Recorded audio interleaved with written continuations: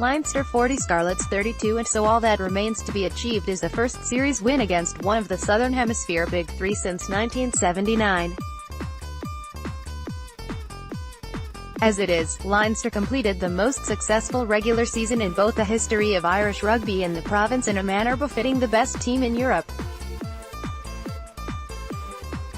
So it is that for the likes of Tadhg Furlong, 24 wins out of 24 games, James Ryan, 21 games, Johnny Sexton, 19 games, and Robbie Henshaw, 15 games, this season has yielded a 100% winning return. And at the heartbeat of both Leinster and Ireland has been Sexton who, at 32, is probably playing the most complete rugby of his career. Here he was the hands-on orchestrator-in-chief of vast swaths in vital stages of this final. Entering the last minute of the first half, Leinster's 14-11 lead was a slim return for their superiority, the Scarlets having responded to the 22-phase try finished by Devon Toner with a 15-phase try for the first of Johnny McNichol's hat-trick. It looked like Leinster might have to settle for that. Enter Sexton. First, he launched a steepling up and under which Lee Halfpenny couldn't gather. From the scrum, Sexton cross-kicked perfectly to James Lowe, and when McNichol illegally played the ball on the deck, with 41 minutes gone, Sexton, having taken over the captaincy when Nacewa hobbled off, opted to kick the penalty to the corner. Sexton did so again when the first maul of a Toner take was brought down, and then took Luke McGrath's blindside pass to fix McNichol and complete the softest of no-look, try-scoring tip-ons to Lowe. He then faded the conversion from the left-hand touchline with the breeze to make it 28-11 at the break. 10 minutes into the second half, when the Scarlets had somehow repelled Leinster, Sexton did his wraparound with Gary Ringrose, and Scott Williams caught him around the jaw with his shoulder. Sexton stayed down, and then stood on that spot, not budging until the video review confirmed the penalty, as Williams ran past and exchanged some verbals with him, as did Rob Evans. When will they ever learn? As well as being the complete running, kicking and passing out half, at his very core Sexton is an arch-competitive animal, and all Williams and Evans succeeded in doing was to further provoke him. He duly drilled the penalty 50 meters into the corner, and from Ryan's take Sean Cronin spotted Ken Owens having to join them all from the blind side and scooted over.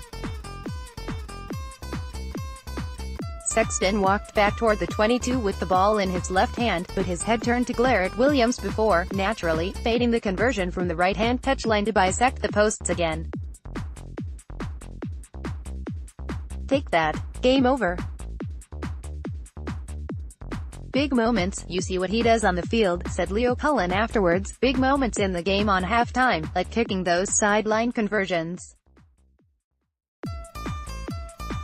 It's just another nail into the Scarlets and another blow for them, so they know they have a bigger mountain to climb.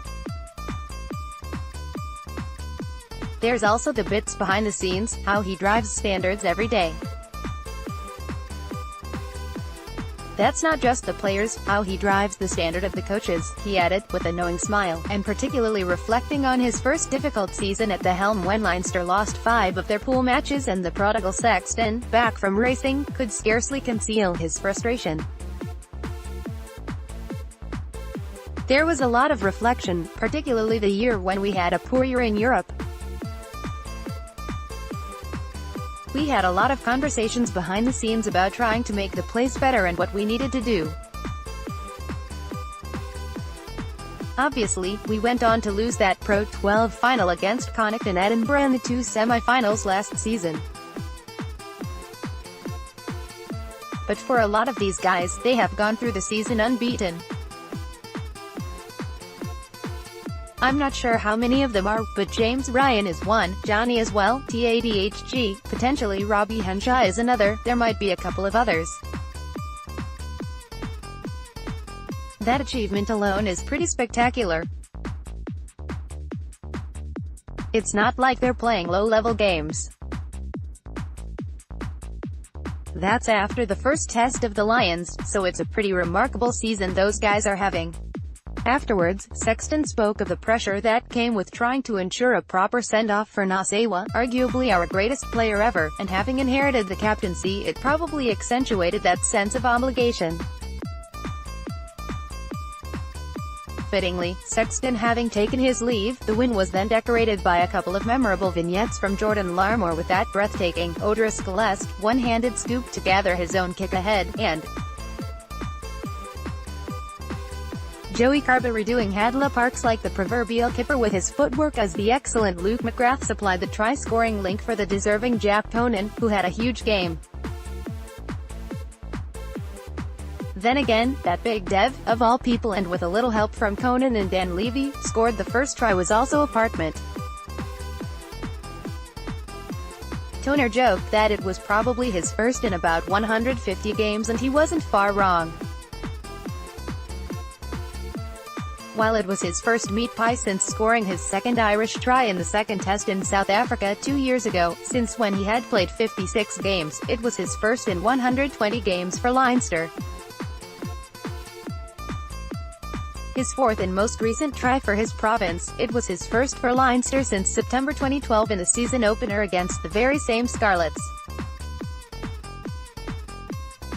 But more than anything, given he was more of a squad player in the previous 3 European triumphs, this season will have been the most rewarding of Toner's career. And for all the young tyros off the province's production line who have made such a stunning impact this season, it wouldn't have been possible without the spine of the older heads, Cronin, Toner, Sexton, Carney and most of all Nacewa.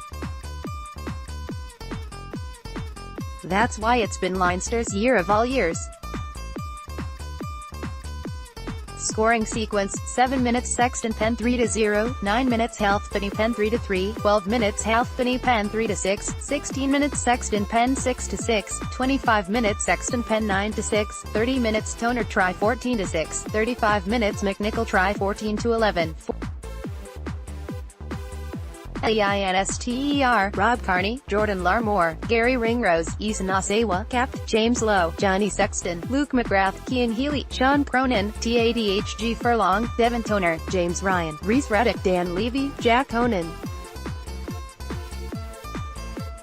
Replacements: Rory O'Loughlin for Nacewa, 20 minutes, Scott Fardy for Ruddock, 57 minutes, Jack McGrath for Healy, 53 minutes, James Tracy for Cronin, Andrew Porter for Furlong, both 60 minutes, Joey Carberry for Sexton, 64 minutes, Jordy Murphy for Levy, 67 minutes, Nick McCarthy for El McGrath, 72 minutes.